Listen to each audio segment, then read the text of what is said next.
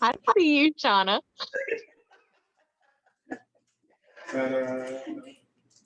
Tell her, Nikki. Tell her about herself. You like my ballerina pose? You're adorable, and you made my morning. Thank you.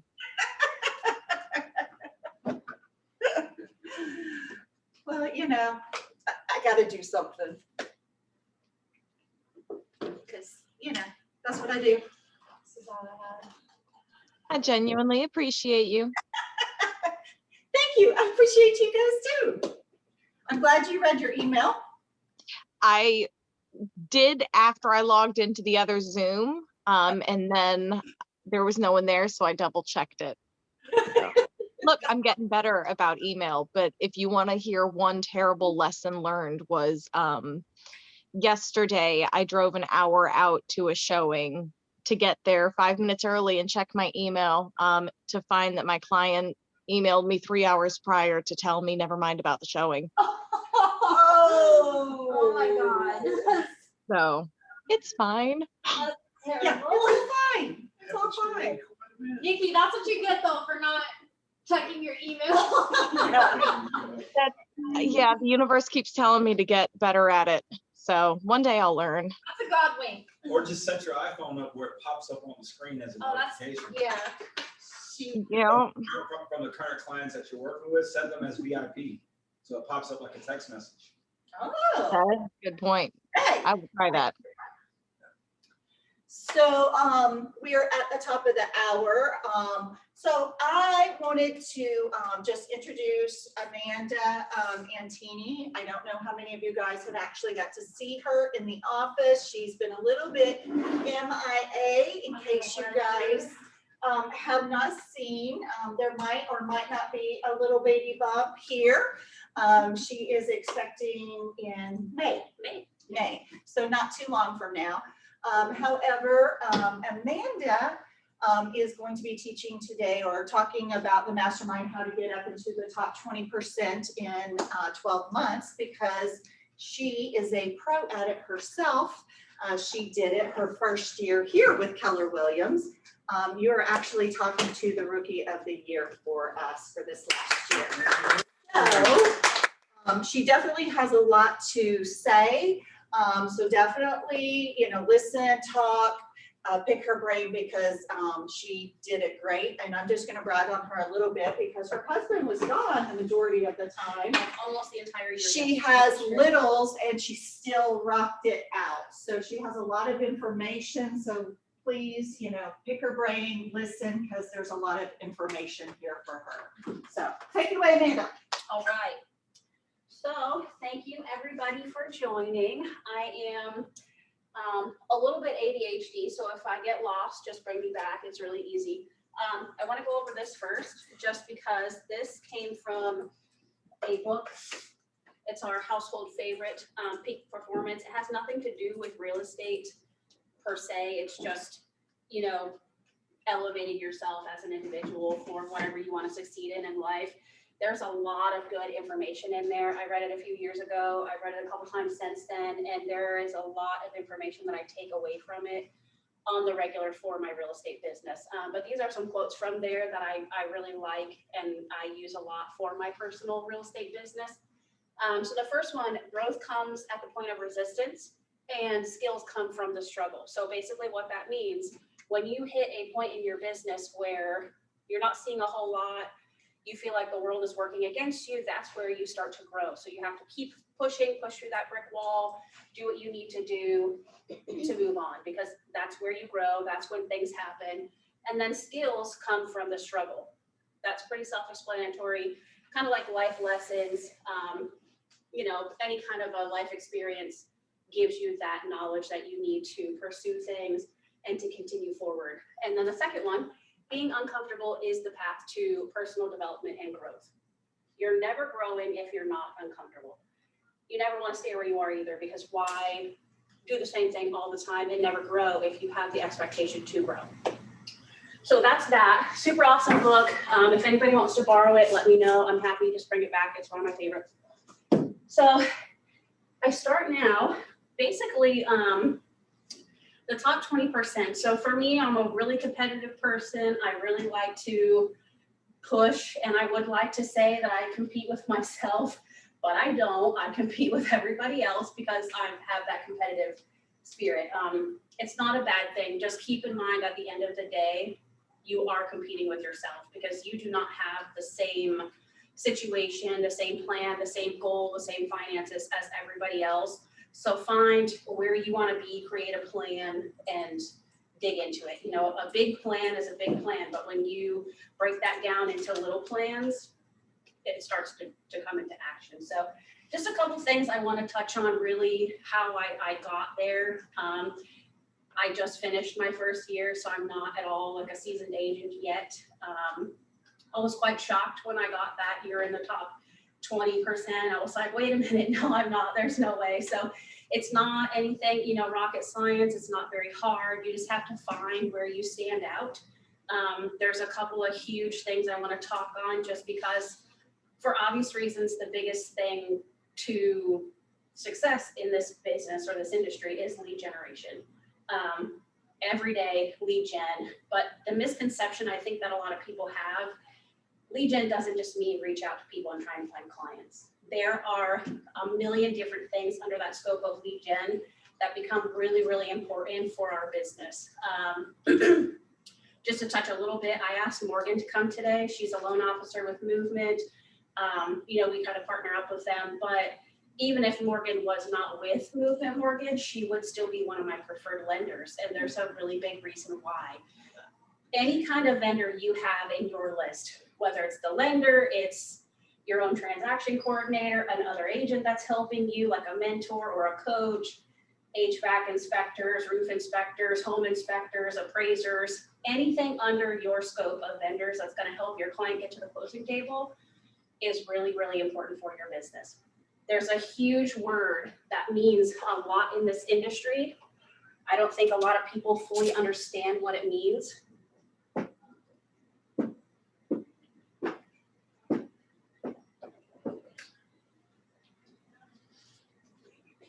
Organic is a huge thing. So essentially, Morgan is a preferred lender for me. I have 3 of them. I recommend all of my clients talk to all 3 of them, and then whoever else they want to, because you want to make sure you have your client's best interest at heart.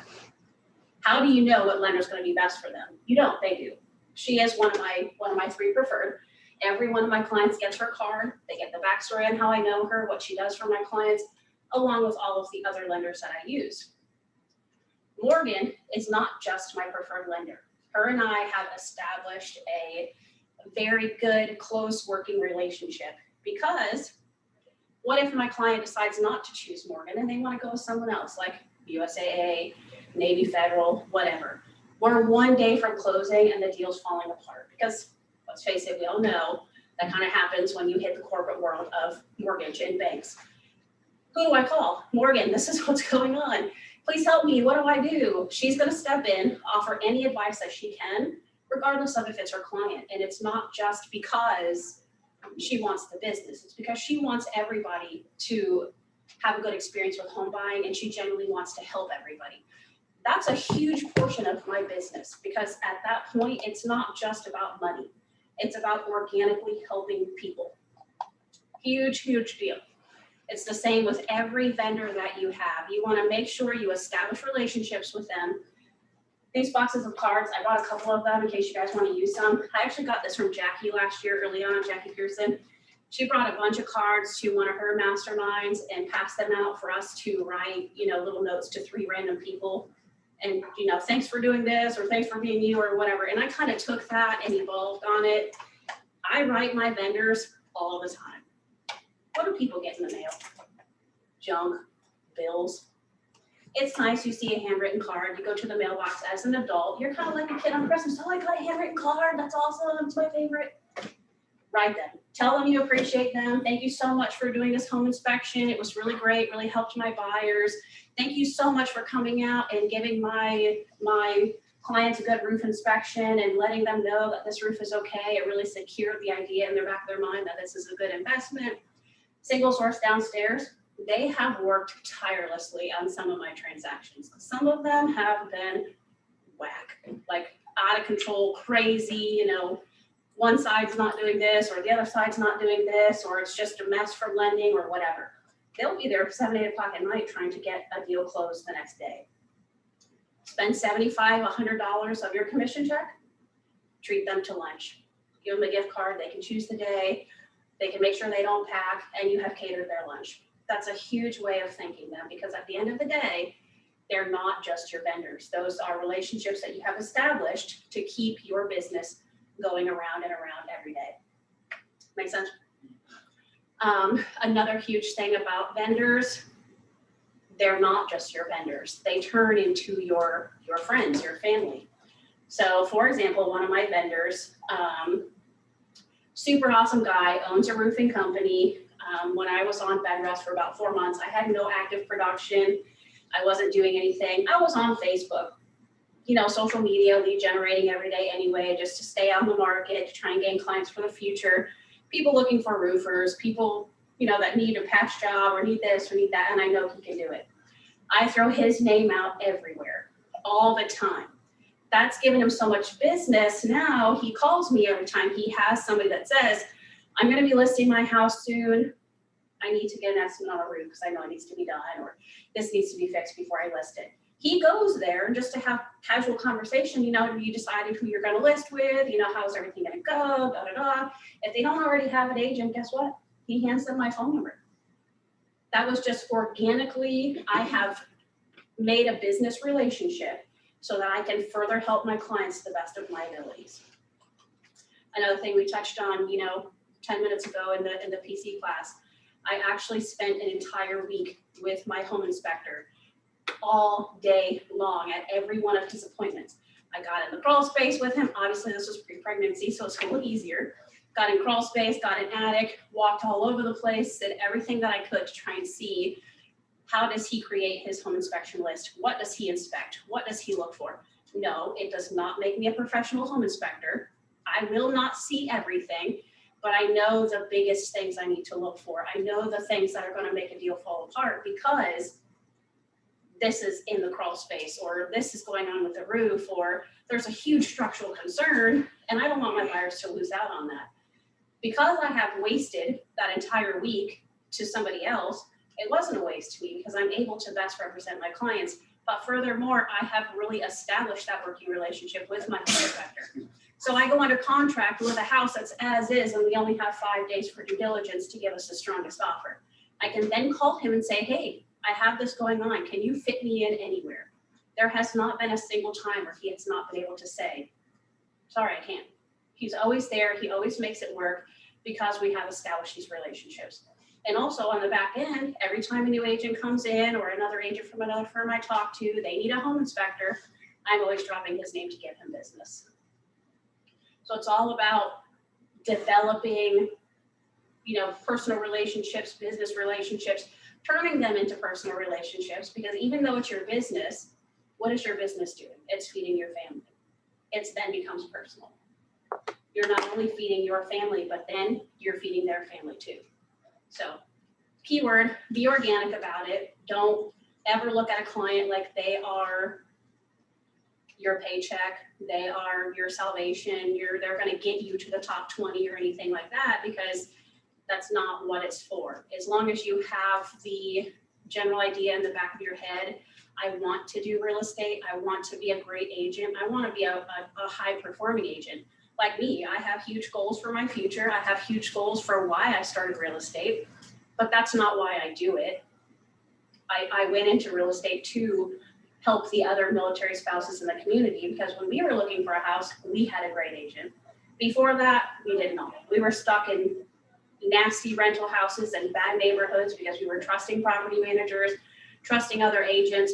It wasn't a good experience. We had that one agent who really turned things around, and it made me realize I don't have to settle just to buy a house. Like, I can be that agent that really is there to go to bat for somebody and help them buy a house.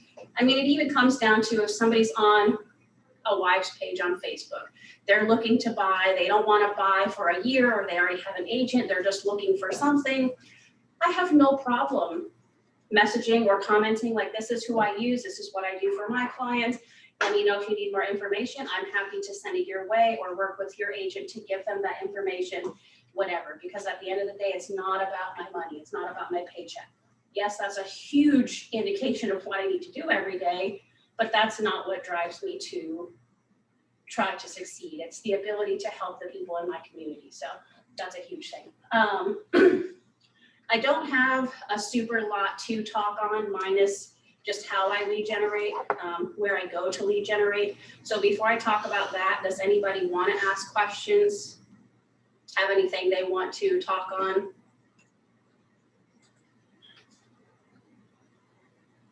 No? Awesome. Cool. So a couple ways to lead generate.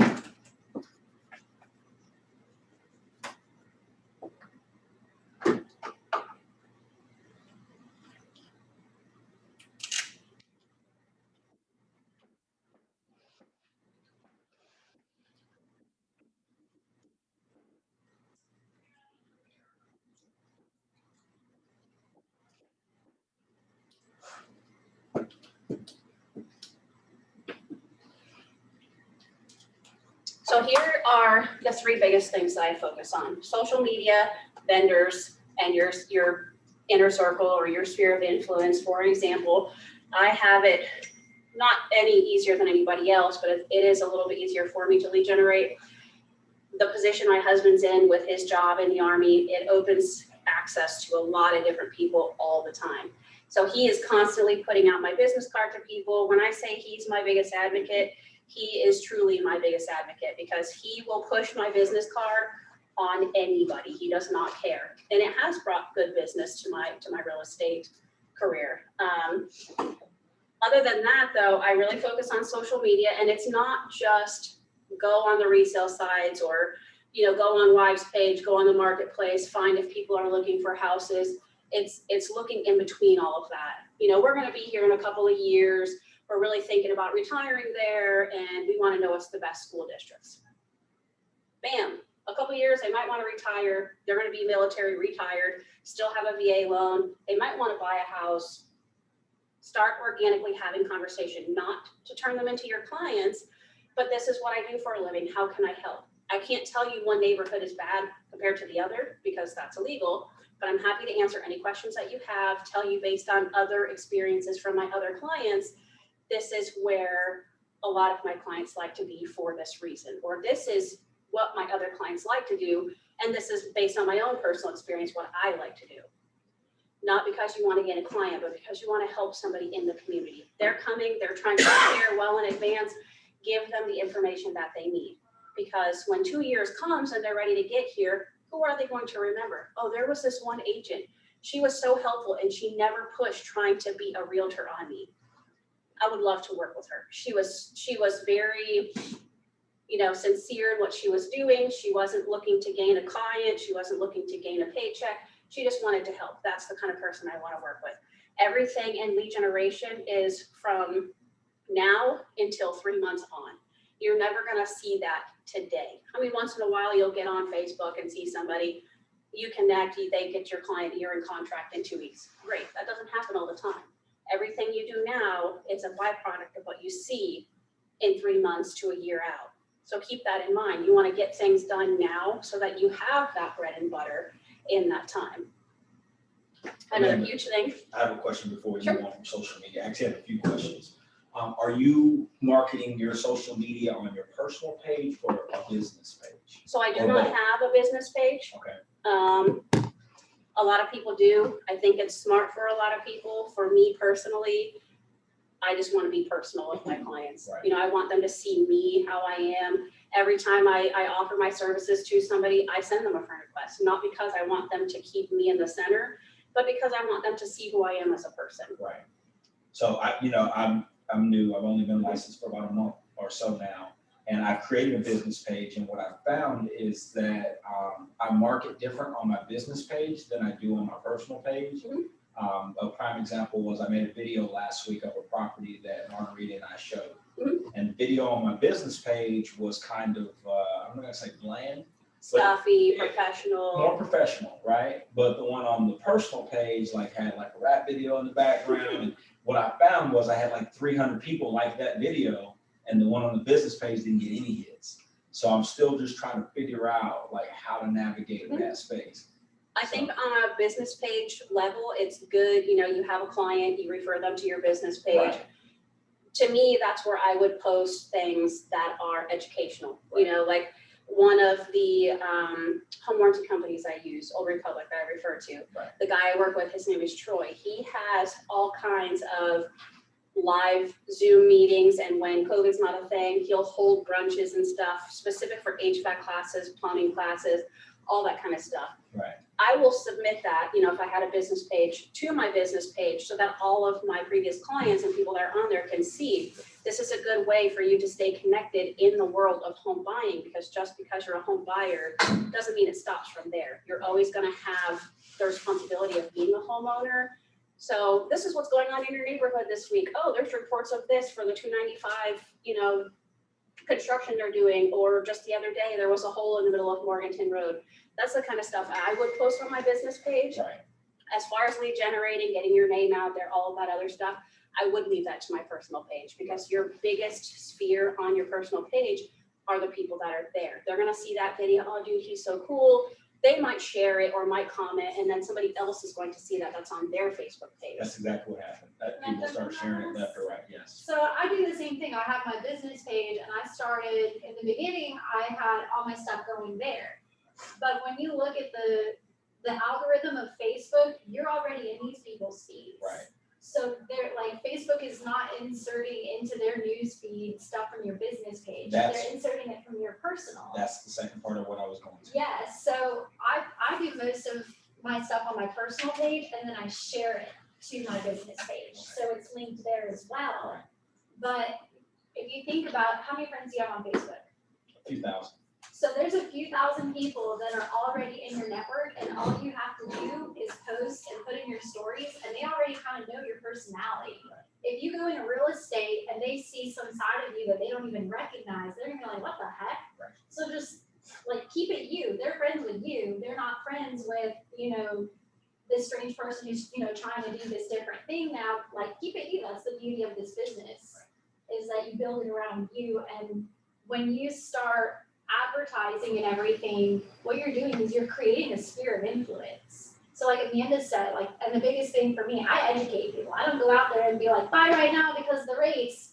I talk about homeowners insurance. I posted an absurdly long 16-minute video the other day ranting was about the long. housing bubble. It was long. But it was informational. I will tell you, I do not watch a video to the end because I don't have the mentality for it. I watched every second of it because it had the information in it that I needed to give to my clients. So it's a sphere of influence. My best friend from high school, her mother called me yesterday for a mortgage to buy a second home. And it's because she knows that I do mortgages, and I created that sphere of influence, and she's in it. And so when it came time for them to do that, I was the first person that popped up in their head that they should reach out to.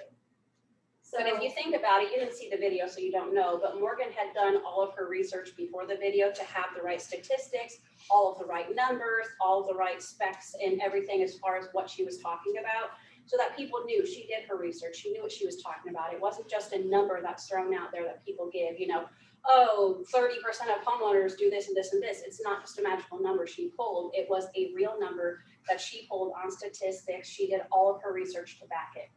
To a lot of people, that might mean nothing, but in this industry, that's everything, because that shows she's doing what she needs to do to have the right information. And just like us, she has to lead generate as well. So when she does her lead generate and she puts herself out there, maybe that video wasn't to get a client, but at the end of the day, what's that's going to do? One person shares that, or her friend, you know, their mom calls her, and the next thing you know, she's getting calls in California from people who want to buy a house. Right. She can't help somebody buy a house in California, but you know what she can do? Call another movement mortgage agent in California and say, I have this client, can you help them? Because it works the same way as it does in the real estate business. That video you posted, was it to actually try and sell that house? No, it wasn't. It was just kind of trying to get some buzz. You know? The this is what organic- I'm doing. Right. You want to see something? Like, let's go see a house. You know, so I play golf, right? So, hey, any golfers looking to try to get a house on the golf course, reach out to me. You know, we're out here, our feet, you know, on the street, you know, blah, blah, blah, just something. And then a little catchy song in the background, you know.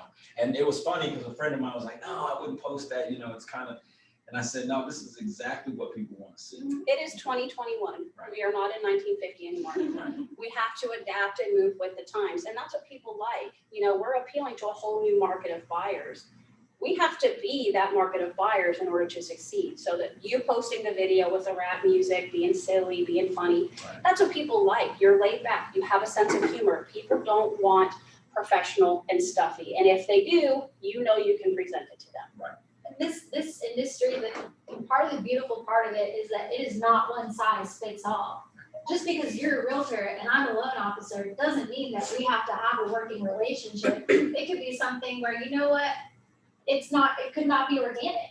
It's gonna be the same thing with clients and with attorneys and things like that, and you don't have to force it to be. I mean, honestly, I'm in the middle of a transaction right now where I will never do this again with one of the people involved. And it's one of those things where there is nothing organic about this, and I'm gonna run the other direction, and I'm gonna stay working with the group of people that I do have that organic relationship with.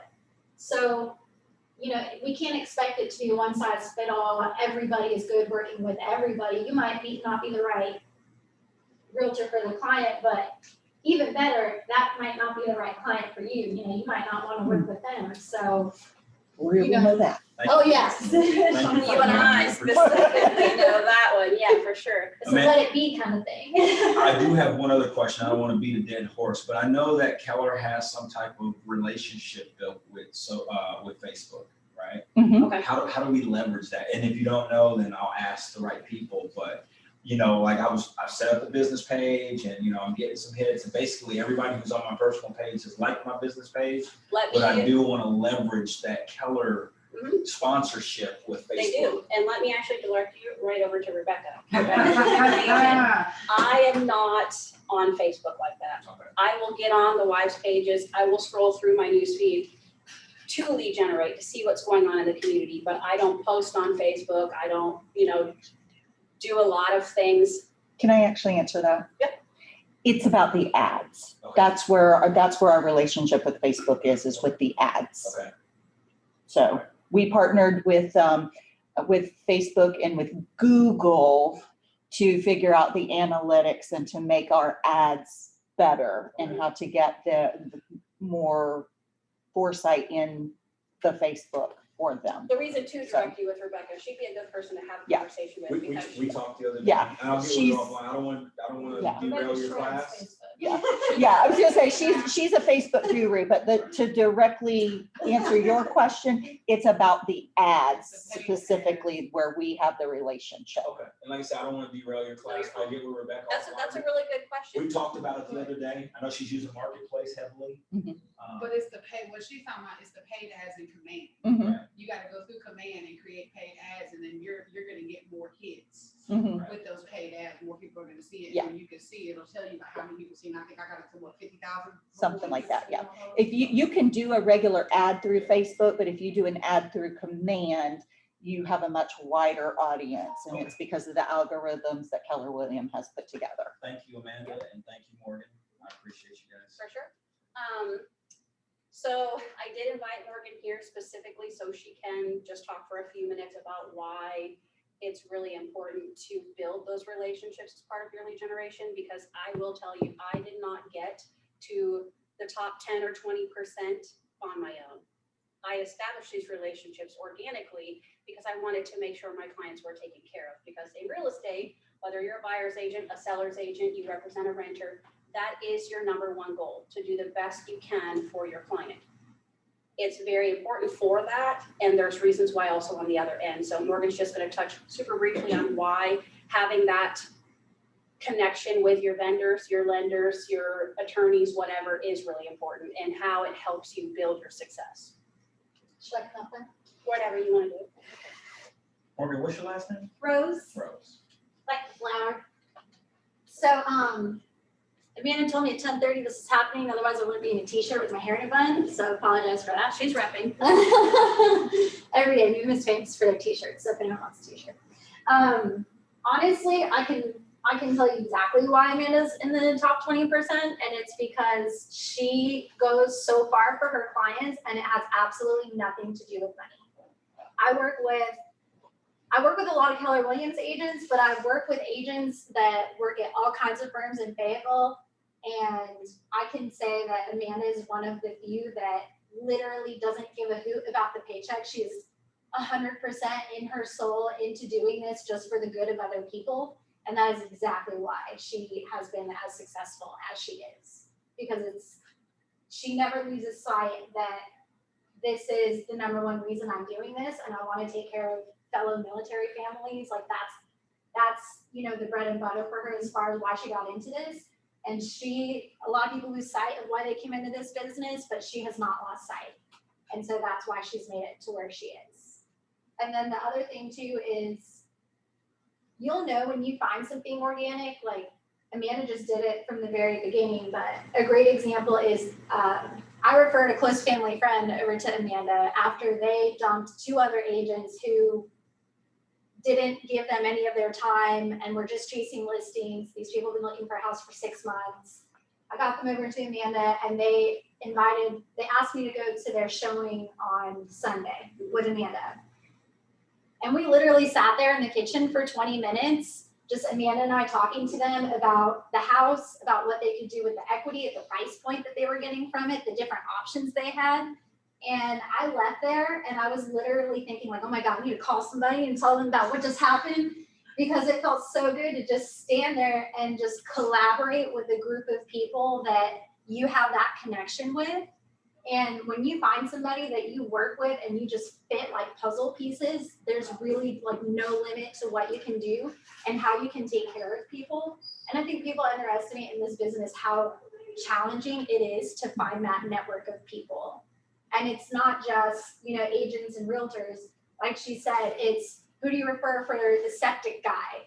Who's your roofer? Who's the home inspector with the little device to do the moisture reading that's going to come out to the house at 8 o'clock on a Saturday because we need to make sure it's under 20% and get it in a closing on Monday. Those are the people that you need to find that you can call that are going to come through for you. But you also have to go through for them when they need it on their side. And those relationships are relationships that are never going to end. So, clients are going to come and go. But as far as the network that you work with, like you as a realtor, me as a lender, a home inspector as a home inspector, your network and who you work with and the relationships that you have with them, that in itself brings as much value as your experience as a real estate agent and the things that you've seen and done and accomplished. It holds the same amount of weight. So, like I said, I'm in the middle of a really horrible transaction right now with somebody, and I'm like, I'll never do it again. And thank God it's actually a Keller Williams agent on the listing side of it. So you see me right there. But it's one of those things where it's like, you know what? This is not my network. I'm going to finish this out and I'm going to go back to my piece over here. And it just, once you guys have that kind of experience, you'll be like, wow, that is why this organic relationship and this network of people is so incredibly important. And I think a lot of people forget. I mean, you've done this a long time. You know good and well how important it is to have those people that you can call on that Saturday night or, hey, this is falling apart and I know it has nothing to do with you and you're not gonna make any money off of it, but what should I do? You wanna be able to call somebody that can say, try this, this, and this, or, and then it works out. You want those people on your side, but you're gonna have to cultivate that. It's like growing a garden. The other, on the back end of that, you want to have those vendors there for you, but part of organically establishing these relationships is being there for them. Because Absolutely. It's never a one-sided street. Like I said, when I was on bed rest, I was doing nothing. I was still putting out all the people that I use. My cleaning lady, for example, I will go to bat for her to clean every one of my clients' homes, whether they're on the sell side, the buy side, even the rental side. If it's to the point where my buyers put out so much money to get into the home and the sellers just didn't clean it, because in this market, nothing is surprising. They don't have anything left to pay her $350 to deep clean the home. Guess what? I'm going to take that out as an expense and I'm going to get their house cleaned, because who needs to move into a filthy house right after you just PCS here, you're dealing with in processing, kids, trying to transition them, 400 dogs and cats and whatever else you have. Nobody Waste wants to do that. $500 at the grocery store. Nobody wants to do that. So not only is it benefiting the buyer, but you're helping that vendor, that cleaning lady, by putting her name out there. Maybe they're so happy with the work she did, they want to invite her in for a once-a-month clean. Or they see somebody else post on Facebook, I'm looking for a move-out cleaner. We're going to be leaving on this date and we need somebody to come and clean it. Who do you recommend? At that point, then it doesn't even have to be me. It's my clients who got the opportunity to work with her that are now putting her name out there. It's a huge chain of events that helps. So as long as you are on that other end doing what you can for your vendors, it will come back to you. And you also have to consider in your own actions and what you do and how you go through a transaction, there's all those vendors watching you. Mhm. And, you know, kind of my Absolutely. situation right now, there's gonna come a time where, you know, depending on how you go about handling something and how reliable you are and the effort that you put forth, is gonna determine whether these other people count on you. It's gonna determine whether or not they refer back to you. You know, it's gonna determine, I'm putting in this offer and they see your name and they're like, yes, or they're like, oh God, no. So, you know, you wanna be as careful with creating relationships and growing the really great ones, as well as, you know, somebody's always watching and someone's always gonna remember this. Someone is always watching, even if you're just a buyer's agent in that transaction. Yeah. Everything makes a difference, especially in this market. You have a listing agent you're working with. Yes, it's just this house, but maybe they have 10 other houses listed. They're getting phone calls all day, every day. They're getting text messages, emails, plus dealing with the houses that they have under contract on the market. When I first got into real estate, Amelia Shirley, who's actually listing, she was basically my mentor, taught me everything. She has her stuff together, like, you know, buyer, seller, she gets into contract, she goes through her inspection, she gets them ordered ASAP, and then she gets the quotes for them. She doesn't just leave that up to the listing agent because they're busy. They don't want to deal with that. The sellers are busy. They're getting ready to transition. They have all their own things going on. She's already got everything lined up the way it needs to be. So that way, when she has all her inspections done and she wants to submit that DDRR, here's what we want. Here's our inspections. Here is what my contractors can do for this price. What do you think? That alone is showing that you are going above and beyond to do. And what that's going to do is put a really good taste in that listing agent's mouth for you as an agent. Because believe it or not, everybody does it, whether you're on the buy side or the sell side. You see an agent list a house and you've had a transaction with them and it was horrible. It really makes you like, I don't even want to show this house. Like, dang, Mhm. I don't want to go through another transaction like that. And you do, because it's your client's best interest. But having that already established relationship with that listing agent, what do you think is going to happen when they have 20 offers and yours is among the top, but it's not the best? That is going to weigh in. It holds a lot of weight. It is There's going to value really in it. weigh in, There's value in every relationship you have. for sure. Does So- anyone have any other questions for me? Give this back to Amanda. I'm just gonna throw out Morgan. Morgan stepped in one time last minute for me as well, and it was awesome. So really, you guys give her, It was only one fire alarm. it was only one fire alarm. All joking aside, last minute she stepped in. So really, she's a true ace up your sleeve. Shit. I get your contact information. Yeah, absolutely. In the 30 minutes of notice that Amanda gave me, I did get some stuff with She my name on followed it. through, she got here on time. At least I gave you more than 30 minutes. Oh, thank you. You are on my Facebook. Oh, Did you see that video? I didn't see it. I And was so, looking last- I'm looking at this, and he was talking about the business aspect. So when you're doing your networking, right, you've got a business network and also the personal network. I will tell you, like I said, for me, it is business. Yeah. And a lot of people come in with the mentality you have to separate business from pleasure. Your personal life and your business life are not the same. When you're a business owner, that is your personal life. Yeah. That's you at 100%. I don't have business relationships and personal relationships. I just had a baby shower on Saturday and Morgan came and gave me like 5,000 baby wipes. Amazing. Like, They don't expire. I know, and some clothes and some other things. Like, it's not a business relationship with any of my vendors. I have a personal relationship with my home inspector. he just retired. His son's a home inspector. I'm gonna start using him because I know him, I know his son, I know their family, I know what they do. And on a personal level, it's because I have stuff to offer them and I want to offer my assistance. For example, back to Morgan, these clients she was just talking about, they fired 2 agents. I went into the situation as I'm not gonna try to take them as my clients. These are Morgan's really good friends and I wanna make sure I do them right and show them that not every agent is going to give them the same result. So I went into the house, did what I do for all of my clients, not having any expectations of getting them as a client. So went in, did the walkthrough, looked everything over top to bottom, explained to them basically this is what I'm seeing. In your situation with A, B, C, D, I think it's still going to be a good investment and here's why.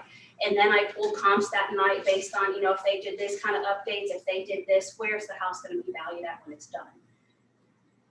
Absolutely nothing as far as I really hope they're my clients. I just wanted to do something really nice for Morgan because they are her good family friends. They called me that night and said, we're gonna type up an offer, send us your agency agreement. That's how it happens organically. It's not about, I'm gonna swoop in there and save the day because this is gonna be an easy win. No, it's because I have a relationship with Morgan. I have established that relationship with Morgan and I'm gonna do whatever I can to do right by her because she's always doing right by me. So it's all about being organic in everything. A couple of other ways that I like to lead generate a little bit outside of the norm before COVID. I would go to different places like Sykes or AT&T, you know, the call centers where people, you know, Sykes especially, their turnaround is a lot higher. Rebecca can attest to you how AT&T is with their turnaround, their employee atmosphere. It's a little bit more laid back than Sykes, but not everybody in there is ready for home ownership. They might just be out of high school or they've been working there for 15 years and they make $12 an hour. Like home ownership is not on their radar. You go in there, you educate them with the expectation of you can be a homeowner, you can do it. These are the steps you take. Take this information and if you want to be a homeowner, this is what you do. I don't push them to give me their contact information. You're welcome to take a business card if you'd like. I'm just here to inform the community, to give you the information that you need to do something that you think is impossible to do. I've gotten a couple leads off of that. Really, they turned into renter clients. Eventually, what do renter clients turn into? Buyer clients, who may turn into seller clients. Everything has to be organic. If you do things with the idea of I'm going to get a paycheck and it's going to be awesome, you're not going to succeed. People aren't your paychecks. You are your paycheck. The thing that you do for them and the work that you put out and what you produce, that's your paycheck, not the people that are buying or selling their houses. And you think about it as well, like, you know, if you were looking for someone to work with for something along these lines, are you going to reach out to that person that you feel like you have a connection with because you see them posting about their kid's baseball game and their cat does all this really weird stuff like drinking from the sink and whatever it is, you kind of have that little connection with them. Like everybody on my Facebook knows that I have a Labrador that squeaks and my daughter is crazy because I don't try to put that wall up. I want to naturally connect with people and, you know, if you don't like that about me, then go work with somebody else because again, it's not one size fits all. I want to attract those clients that I have a connection with, you know, just like you do. So, you know, if they want to work with, in my eyes, if somebody wants to work with somebody who's corporate America, they can go to Bank of America because, you know, I'm over here in Unreal and this is my family and, you know, these are things I'm passionate about and if we connect about that and you need help with a mortgage, I am happy to help you. But I understand that I might not be right for everybody. And I actually left Navy Federal and came to the local side because that is how I wanted to live my life. I didn't want to put a mask on every day and try to conform myself to other people. So, you know, it can be hard sometimes, but I've tried to stay true to you know, this is me, this is my business, and this is who I am. And that's one of the beautiful parts of this industry is you don't have to conform to somebody else. How you run your business and how you represent yourself is up to you. So the biggest thing I really want to touch base on, the name of today's class, you know, how to be in the top 20 in your first 12 months. to me, it's not how to be in the top 20, you know, to be at a certain level with your sales and your income and all that stuff. For me, it's where do you want to be with your life and what do you need to do to accomplish that? So before you sit down and say, okay, what can I take away from this? What does she do that I can do? Or what do I do that I can incorporate? If I've helped you guys at all, you have to sit down and say, what does the top 20 mean for me? Because it doesn't have to mean the top 20% of our market center as far as volume or, you know, clients or whatever. The top 20% is different from everybody. To me, it's a general rule of thumb, you're in the top 20.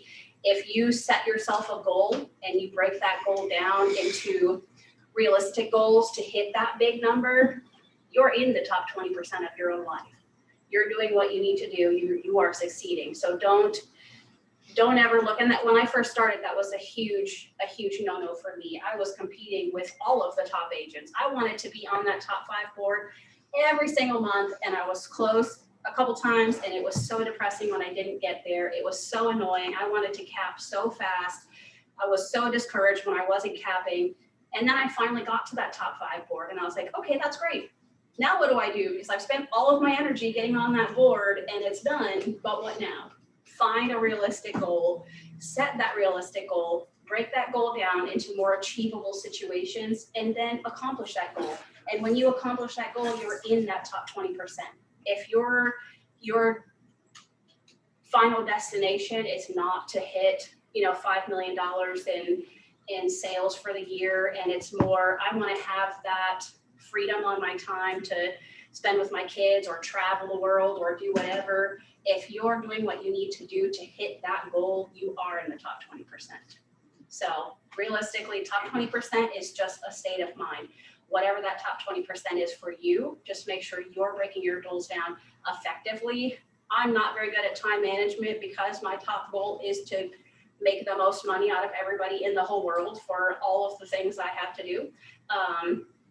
If that's not you, that's fine. You know, just figure out what you want to do, why you want to do it, and then what you need to do to accomplish that. Successful agents aren't just agents that, you know, hit the $10 million club or have 50 plus clients in a year. That's not what makes a successful agent. All right, does anybody else have any more questions? Anything they want to touch base on? I'm happy to answer any questions or tell anybody what I did for whatever. No? Do you do most of your transactions by yourself, or do you have a coordinator, or what do you do? Got a transaction coordinator in July, had her trained by August, and had her for 3 months, and then she went back to school for her master's program. So she helped me with about 7 transactions. So you do everything. So where were you when you got your transaction coordinator is more important. Where was I, physically or mentally? Oh, Both. I want you to tell them both. Your business going. get in the middle, organic. No, I want them to hear this. So I was at a point, Trisha had just stepped into the role of broker in charge. She basically verbally sat me down and put me in my place and said, you are everywhere. You got to get your stuff together. You have to hire a TC because you're too busy. You cannot do this on your own. I asked a couple times. I was in PC. I was very new. I didn't have enough under my belt for our previous broker in charge to be comfortable with me having a TC. So I got turned down multiple times. She stepped in. She's like, you have more than enough at this point. Find somebody and get it done because you are all over and it's not acceptable. So that's where I was. I think I had probably hit at that point probably like 18 clients, 18 closings, and it was just a mess. I mean, I didn't have time to lead generate because if I wasn't showing houses all day, every day, I was staying up until 4 o'clock in the morning to get the paperwork done. And then the paperwork wasn't right because I was tired. My eyes were half shut. I was all over. I'm here to say, literally, there was a night that her and I were on the phone at midnight getting papers in because we were trying to make a deadline for someone. Yes. So, I mean, she was literally burning the candles at both ends.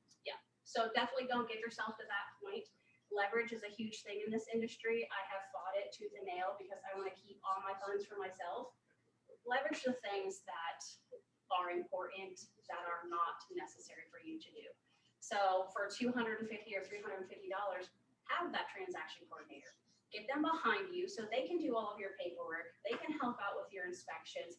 They can call, lenders, attorneys, make sure things are going smooth on your behalf, because especially in this market, houses are flying off the shelves before you can show them. You have buyers all over the place. You hardly have any sellers. Transactions are going everywhere because of this market. Don't do it by yourself. For that little bit of money, for how much you make in a transaction, it is not worth doing it alone. And there's no satisfaction. Lisa, is there any satisfaction in not having a transaction coordinator and being all over the place? You could say, I did that all by myself, because is it giving your client It's any not. justification? It's not worth your mental health. She's been an agent for way, way longer than I have. Take it from her. I'm gonna be his TC now. I like it. Yeah, so definitely, and leverage a lot of things out. If you have a bunch of buyers and you have kids at home that you don't want to put in daycare, because let's all face it, daycare isn't always reliable. It's not always the coolest place to be, and you miss your kids in this market especially. You want to be home with your kids. Find leverage, hire a showing assistant, hire that transaction coordinator, hire a marketing coordinator, because I guarantee you're going to put money out for a little while. It's going to pay itself back in tenfold when you can afford to put on more clients under your belt, and you can afford to put that marketing out because you're getting all of those clients back on the back end. Definitely leverage what you can. I wouldn't recommend leveraging everything, because then what do you have to offer in your real estate business besides not you? Leverage what you need to and take care of what you feel like you need to take care of. So that's And So it's a support tax for the write-off. empty cup. what's that? And it's a tax write-off. It's a tax write-off, yes. Do it the right way, though. Yes. Definitely 1099 your employees. Talk to your CPA first, figure out what you need to do to make it beneficial for you. Please don't write off all your income on your taxes. Please. Because then you can't qualify for anything. Because right? then you're not getting the mortgage for 2 years. Yeah, definitely don't do it all yourself. And that goes under the whole umbrella of it doesn't just take, they say when you have kids, it takes a village to raise one child. It takes a village to close one transaction. There's a whole network of people involved to get your client from customer to client to lending to the closing table. There's all these people in the middle of it. So use that village, rely on that village, because you cannot do it all on yourself. That's why it's a huge key factor. All of those vendors you want to be organic with and you want to have that working relationship with. They are the ones who are going to make it go round and round so that you get your client to the closing table. It's even the same with that. Use your vendors, i.e. your transaction coordinator, your marketing coordinator, your admin. Some days I feel like I just want to hire a chauffeur so that I don't have to drive and type offers, answer emails, get phone calls instead of, all while I'm trying to drive to every showing. Because there's times where I will literally bring my laptop with me to the showing and sit down with my client and type up the offer at the kitchen counter. If I had somebody to just drive me around all day, I could just do it in the car. Like, there's so many ways you can leverage the things that you need. Obviously, you probably don't want to hire a chauffeur, but it's the concept and point. Yeah. Don't get too busy where you're stagnant and you're stuck. Being uncomfortable is the path. That's uncomfortable. So now you have to grow and develop in order to reach the next level, because the more clients you take, the more you're going to push that level and you're going to break through to the next level. But if you're pushing against all of that uncomfortable feeling and you're not willing to move forward with that uncomfortable feeling, you're not going to hit that level. You're going to continue to stay right where you are and wonder, what am I doing wrong? Because I'm not getting this, I'm not doing that. Be uncomfortable. Go out into the community. There are times where I will literally just go around the mall and shop for absolutely nothing. I will put on a blazer, I will put on a pair of high heels or wedges, and I will put that Keller Williams name tag on. I'll walk around every store in the mall and just put out there that I'm an agent. That's not the so organic side of things, but it's still me putting myself out there. Sounds like lead generation to me. Yes. It doesn't always have to be organic, just the side of talking to people, the services that you offer, make sure it is organic and it's not just about you getting a paycheck. So on the outside of this, looking at you, asking you now, What are some things that you do for your personal development growth? I know you read books a lot. I do. That as well. But Yep. Any Zooms, any classes, any So, meetings? so as far as like the education that KW offers, I was always so busy, I didn't get into that much. On bed rest for 4 months, that was pretty much all I had to do. I do network with other agents outside of our office in other states, because another huge thing about our business is referrals. You don't necessarily have to take a referral coming in, but there's all kinds of people here that are going out. You just have to learn to read in between the lines with those people, develop that relationship, find them an agent somewhere else. That's 25% in your pocket for making the phone call. Develop the relationship with those agents. You never know. Amethyst Albert with Heritage Homes, her cousin is an agent in Bel Air. Stellar KW agent, like one of the best agents I have worked with. I had a referral for her one time. I didn't ask for a commission split or a referral fee or anything like that, because I had no idea what she was walking into with this. I knew it was gonna be hard, there was gonna be a lot of work involved, and she was gonna need every penny that she earned. And she earned every single penny. I could tell you everything about her now. Kids, husband, if she doesn't have kids, what her kids do for a living, just like I can with all of my referrals. Because at the end of the day, you want to establish that relationship. So not only is it a business side, but it's a personal growth side, because I'm a little bit more of an introvert. I don't like to be the center of attention. I'm very shy. You have to put yourself out there, and you have to change who you are if you want to have that growth in your business. You have to have that personal growth. Another thing I do, this is just something I like to do for my clients, just to give them a little bit more, part of finding who you are that sets yourself apart from somebody else in this industry, because we're all realtors. We all have a license, and we all pay the association every month to be a realtor. So none of us are any different than anybody else. So we have to find that one thing that sets us apart from everybody else. So I go to the closing table with my clients. I give them a closing gift. Whatever you want to give them, it's up to you. Every agent does their own thing. I make a folder, and nothing fancy. I order stickers off of Vistaprint, and it says information and recommendations. I go around to businesses every quarter, put my name out there. This is who I am. This is what I'm doing.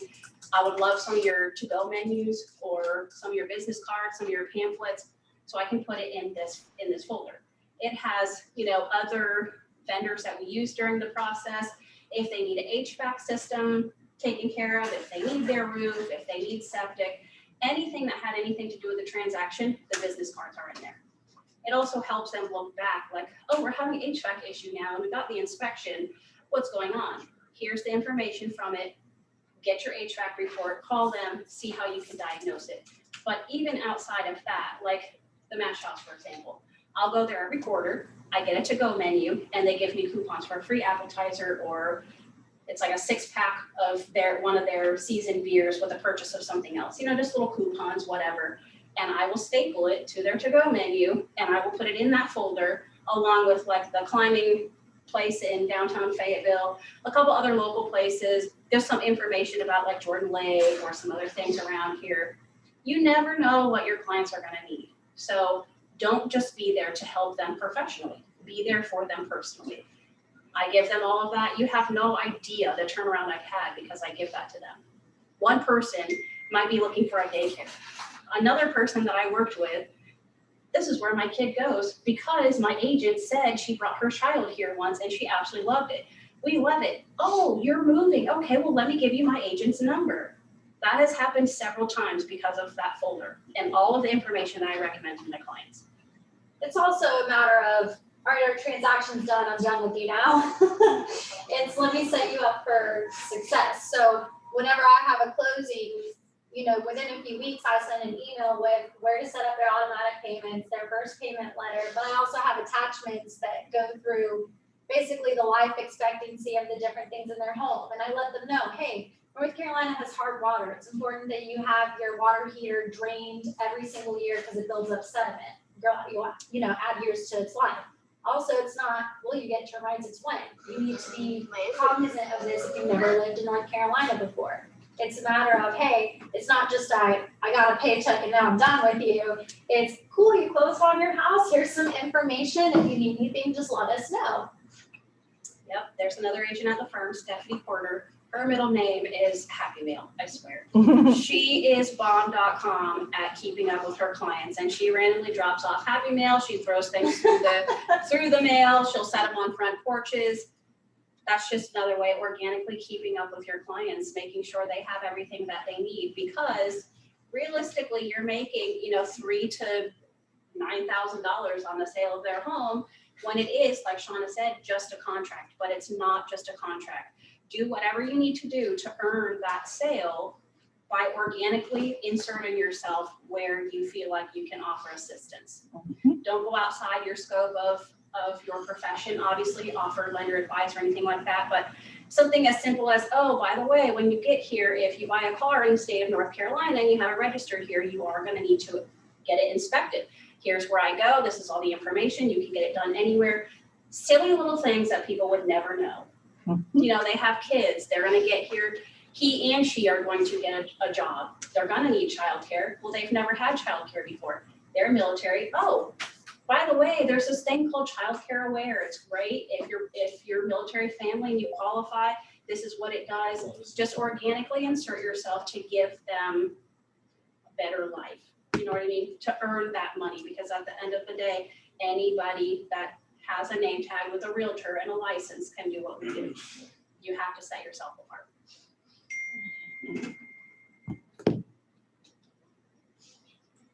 And it's 12 o'clock, so we're gonna take it away now and hop off. Thank you. Yeah, I'm here for anybody at any time. If you have questions, if you need help with something, if you're having a hard time lead generating, finding ways to lead generate besides cold calling, I'll be honest and tell everyone, I have never done cold calling before. I have never done mailers. Not saying it's not effective, I just have never done it. So if you're looking for other ways to lead generate, you need help with a contract, I'm always here. I'm an open book. I can answer any questions that I know how to answer or help you find the answer to. Don't ever hesitate to reach out, because, people get busy. If you need help, I'm happy to help. Just going to recommend that everybody hop over to the link on the association and watch the appraisal board. I'm on it right now. Trying to connect my headphones. Gotcha. All right. Thank you.